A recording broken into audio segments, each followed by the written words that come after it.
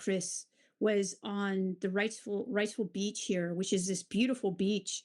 And it was at a MUFON meeting, and it was the sun had gone down. It was really a beautiful night. And Chris was telling me about the apocalyptic visions that he was having. And I already knew by that time that this was something that absolutely happened to people who were experiencers. But I also told him this. I said, Chris, people have been having these apocalyptic visions for over 2,000 years, and we're still here. I said, so it could possibly be that this might happen. I mean, who am I to say that it's not going to happen? This might happen, but then again, it might not happen. Okay, so I don't think that it's because at that point he had a huge garden, and he was giving all of his food away to people because he wanted to make sure that he could feed his family during this time that he was certain was going to happen.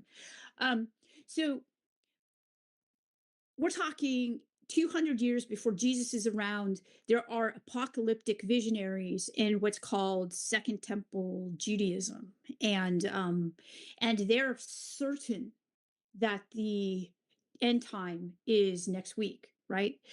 When Jesus is killed by Rome by crucifixion, his followers think that at any moment it's going to happen. Okay. Um, when I talk to experiencers, they also tell me this is going to happen. This is going to happen probably next week or something like that. So there's an urgency. So the way I think about it is that these folks are they're accessing some knowledge that could be beyond the time that we consider. We're in linear time kind of plots along, right? So they could be accessing a truth of some time past or future. I don't know. I'm not disclaiming that they're that this could possibly happen at some point. um but generally, people, part of the reason that I got into this was because I was concerned, because it was 2011. This is before I looked at UFOs.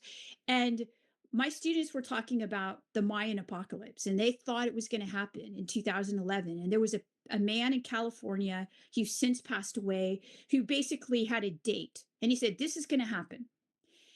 There were parents that were giving this man their life savings, their children's college savings for this man, because everyone thought that the event was going to happen.